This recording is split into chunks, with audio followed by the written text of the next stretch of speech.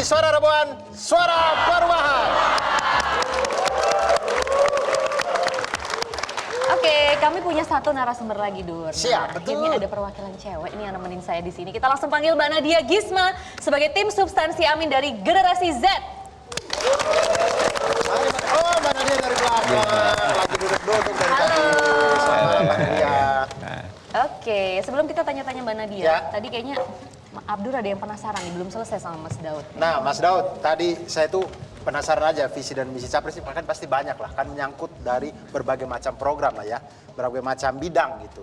Nah itu menyusunnya itu seperti apa? Sehari jadi, 2 hari jadi, prosesnya seperti apa sih Bang? Oh, jadi pada saat kami dapat tugas dari Pak Capres untuk memfasilitasi penyusunan itu, kami anggap itu betul-betul serius ya. Itu tugas yang serius.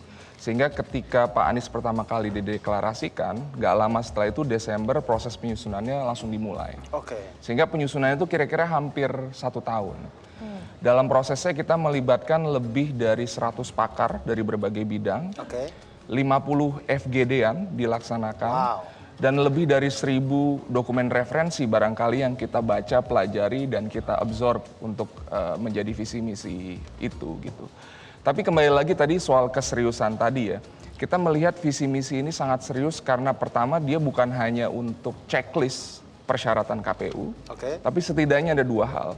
Pertama dia menentukan arah pembangunan setidaknya 5 tahun ke depan jika Pak Anies terpilih.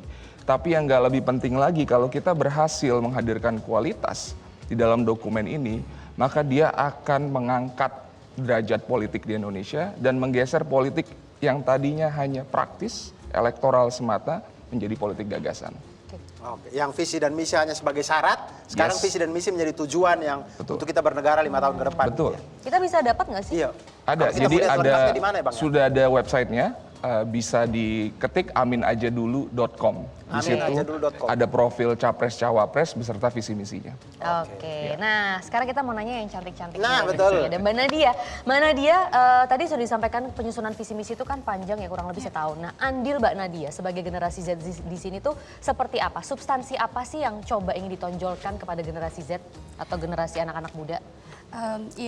Jadi sebenarnya saya mau mengapresiasi dulu ya untuk generasi Z di tim substansi Amin karena saya nggak sendirian, jadi banyak teman-teman di belakang. Oh, jadi, banyak juga ya? Iya banyak, kita datang dari berbagai latar belakang gitu ya, dan kita memang tadi seperti yang Mas Daud udah sampaikan gitu, kita setiap hari memang bekerja untuk bisa menghadirkan sebuah substansi di dalam visi misi yang memang itu punya kualitas yang baik karena tadi sesuai dengan juga yang sudah disampaikan oleh Pak Amin dan Mas Daud, Capres dan Pak Cawapres kita ini kebetulan memang punya komitmen yang cukup tinggi ya untuk kualitas si visi misinya. Jadi kalau substansi yang ditonjolkan untuk generasi Z memang kita ini punya di dalam visi misi itu bisa dilihat juga kita tuh punya satu kolom khusus untuk generasi Z di mana kita itu sangat memikirkan masa depan generasi Z. Kita bicara tentang bagaimana generasi Z bisa punya rumah, gimana nanti kita bisa nikah murah. Terus juga kita bisa bicara juga hal-hal terkait bagaimana kita bisa healing di kota sendiri karena memang healing itu kan kadang kita harus ke mall kan itu juga gimana ya agak bosen kan. Nah, makanya kita juga menghadirkan substansi-substansi yang memang akan membuat generasi Z itu bisa hidup nyaman baik itu di perkotaan ataupun di wilayah pedesaan. Artinya Mbak Nadia mau bilang kalau generasi Z di dalam tim penyusunan visi dan misi ini berperan cukup besar ya? Wah, maksudnya dihargai juga gitu ya? Iya. Atau dibilang, sudah kalian muda tahu apa sih? Seberapa besar mungkin Seberapa besar perannya orangnya? pada waktu itu? Mayoritas. Wah, mayoritas besar Mas. Iya, Itu saya bisa duduk di sini ya Mas Abdul. Sampai kemudian visi dan misi jadi banyak ide-ide yang dari generasi Z yang ditampung kemudian masuk. Iya Visi dan betul, misi. besar sekali ya karena memang kalau kita tadi bicara tentang Wakanda Nomor Indonesia Forever ya, itu tuh sebenarnya kantor kami, lingkungan kerja kami itu miniaturnya itu gitu. Jadi setiap anak muda tuh punya kebebasan untuk menyatakan ide, dan juga pendapat dan itu memang selalu dengar gitu. Maksudnya memang pasti selalu ada jenjang senior ataupun junior ya yang itu tuh terkait dengan latar belakang, tapi kita semua punya kesempatan yang sama untuk bicara dan kita semua Gen Z di sini yang menyusun visi misi Amin cukup bangga telah bisa berkontribusi untuk menciptakan sejarah gitu ya, menuliskan sejarah baru ke depannya. Nah itu kesempatan yang sama itu tadi ya. Ya, Karena betul. kita sering dengar juga Pak Anies kan bilang ingin menciptakan Indonesia yang adil dan makmur untuk semua Betul. kalangan. Nah sebenarnya apa ya makna di balik visi misi tersebut Pak Amin? Ya, jadi kan Indonesia ini kan milik bersama. Jadi bukan hanya milik yang di satu tempat, kemudian yang di tempat lain tidak memiliki. Bukan hanya satu golongan yang golongan lain tidak memiliki. Jadi Indonesia adil makmur untuk semua. Yang di Jakarta, yang di Papua, yang di Aceh, yang di Sulawesi, semuanya itu adalah adil makmur. Itu yang menjadi gagasan dan kita dari awal tadi nambahkan sedikit yang disampaikan oleh Mas Daud.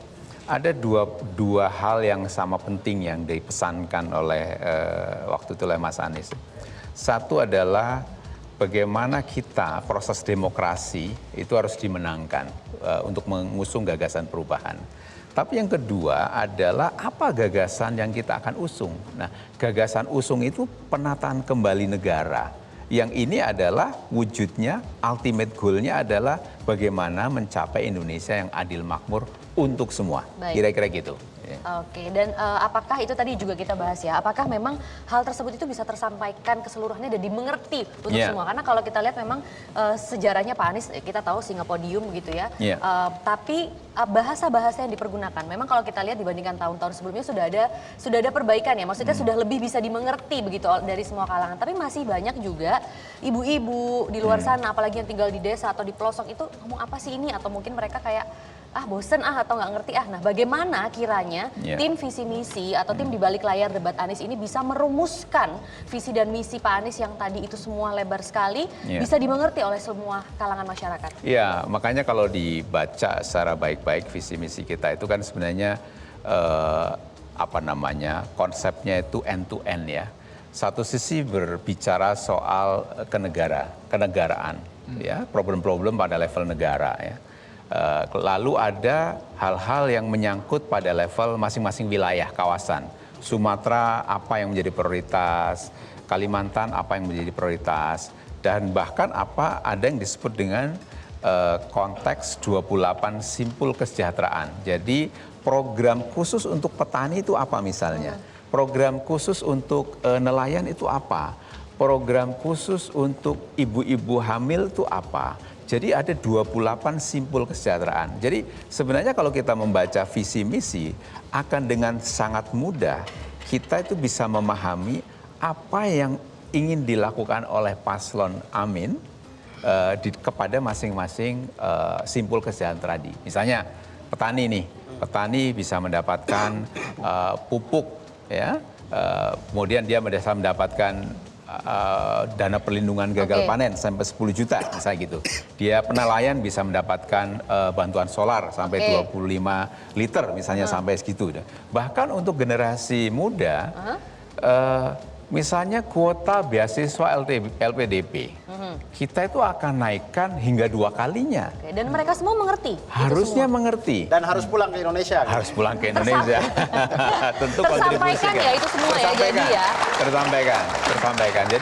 Jadi itu memang karena memang Pak Anies memulai kalau masih ingat di Jakarta kan mulai dari gagasan, narasi, baru kemudian karya. Jadi untuk sampai ke sini ini bukan seperti orang jualan, ada cara berpikir yang runtut. Bagaimana negara ini harus ditata. Baik. Lalu sampai kepada action nyata untuk masing-masing simpul kesejahteraan yang ada di masyarakat. Kira-kira gitu, Maria. Kemudian Mas Raul, saya pengen tanya seberapa jauh atau susah tidak sih mengkolaborasikan antara tim substansi dengan paslon itu sendiri. Di sini ada Pak Anies dengan Caimin gitu. Mengkomunikasikan antara paslon ini dengan tim substansi untuk membuat visi dan misi ini. Karena kadang-kadang kalau kita yang maksudnya umur-umur kita ya, kita pengen yang praktis-praktis bikin begini. Tapi kalau dibenturkan dengan kebijakan-kebijakan bernegara ini, kadang-kadang kita juga ternyata seribet ini ya. Kayak gitu-gitu sih. Bagaimana sih waktu itu kolaborasinya gitu? Dengan paslon? Iya. Jawabannya sama sekali nggak susah. Sama sekali nggak susah. Jadi paslon kita ini ownership-nya terhadap visi misi itu besar sekali. Pertama mungkin saya cerita bahwa visi misi itu disusun dengan pijakan rekam jejak mereka berdua ya. Oke. Dan mereka berdua ini karyanya mungkin setumpuk gitu. Jadi kita nggak kesulitan untuk melihat sebetulnya nilai-nilai apa yang jadi pedoman kedua tokoh ini. Oke, jadi bukan dibikin sama tim ahli terima jadi gitu enggak ya? Oh jadi kami sifatnya memfasilitasi, Oke. tapi itu sebenarnya berangkat dari pemikiran-pemikiran mereka. Kemudian dikombinasikan dengan berbagai pandangan pakar, realita dan kenyataan di lapangan. Sehingga itu menjadi kombinasi dari masalah, problem statement, dan solusi buat masyarakat. Saya cerita sedikit lagi, itu selama kami proses menyusun, sebenarnya saya pribadi, saya deg-degan. Deg-degannya karena apa? Deg-degannya itu karena Pak Anies ini kan sangat tinggi standarnya. Dan selama kami di Jakarta itu kalau kita mau dapat 10 kita harus kerja 15. Karena kalau nggak hujan kritik habis-habisan. Jadi kita terbiasa memberikan 15 untuk 10. Dan untungnya Pak Anies dan Pak Muhaimin sangat terbuka selama proses itu beberapa kali dilakukan bedah visi misi. Mereka memberikan banyak catatan, arahan, dan sampai akhirnya jadilah visi misi itu. Oke. Mbak Nadia, tadi Mbak Nadia udah kasih tahu masalah rumah murah, dapat rumah murah, nikah murah. Selain dua ini, ada lagi tidak isu yang dari Gen Z kemudian berikan yang masuk di visi dan misinya Pak Amin? Kok Pak Amin, pasangan Amin? Amin yang ini ya. Pak Amin yang ini. Apa nama Amin sih? Jadi saya jadi bingung ya, bisa Pak Rik, ya? Bayar royalti nanti. Iya Mas, jadi banyak ya isu-isu terkait anak muda, salah satunya juga kita sangat concern terkait dengan isu perempuan gitu ya. Juga kita bicara tentang ibu hamil, tentang bagaimana kita menjaga nutrisi ibu hamil sampai nanti anaknya itu juga lahir. Di sisi lain juga kita menekankan isu mental health, itu adalah suatu isu yang sangat serius gitu ya, dan kita benar-benar melakukan riset di situ. Kita benar-benar menganggap bahwa isu mental itu adalah yang serius dan itu adalah bagian dari negara untuk bisa juga mengintervensi situasi tersebut. Dan juga kita juga bicara terkait tentang transportasi publik gitu ya. Juga kita membayangkan gitu bahwa nanti suatu saat ke depan gitu ya, anak muda itu tidak bergantung lagi dengan mobil, tapi kita juga bisa menjadi bagian untuk menyelamatkan krisis iklim yang terjadi dengan cara kita melakukan mobilisasi itu dengan transportasi publik gitu. Karena memang rekam jejak Pak Anies sendiri gitu ya di Jakarta itu cukup baik dengan meningkatkan keterjangkauan transportasi publik, dan itu juga yang menjadi semangat kami anak muda untuk bisa melanjutkan gitu ya, semangat Pak Anies untuk melanjutkan. Mbak Nadia, apa tantangannya sebagai generasi Z yang mewakili generasi Z masuk di tim penyusun visi misi Anies? Tantangan ya. Mungkin saya menyebutnya pembelajaran kali ya dibandingkan tantangan, karena memang benar kata Mas Daud, untuk pasangan Amin ini punya standar yang tinggi, jadi setiap hari itu kami belajar gitu. Apakah hari pertama disuruh bikin kopi dulu? Fotokopi gitu ya. Fotokopi dulu. Oh enggak sih, tapi kita langsung dijeburin aja gitu dengan isu-isu. Ya sebenarnya untuk pembelajaran itu pasti banyak ya tantangannya gitu. Tapi kembali lagi karena tadi capres dan cawapresnya itu sangat aktif dan punya komitmen untuk membuat visi misi ini serius, dan mereka punya ownership yang tinggi, mereka seringkali gitu. Jadi kami generasi Z itu juga punya dialog gitu dengan mereka terkait dengan teman-teman kami, dan mereka sangat mendengarkan gitu. Jadi menurut kami tantangan itu menjadi pembelajaran ya, nggak jadi sesuatu yang jadi bottleneck dan nggak bisa diselesaikan gitu sih. Oke. Luar biasa. Menarik ya. Dan setelah ini teman-teman, kita akan mendengarkan langsung tanggapan dan pandangan dari beberapa pakar yang juga telah hadir di sini dan menjadi kontributor dalam perumusan visi misi. Oleh karena itu tetap di Suara Rebuan, Suara Perubahan.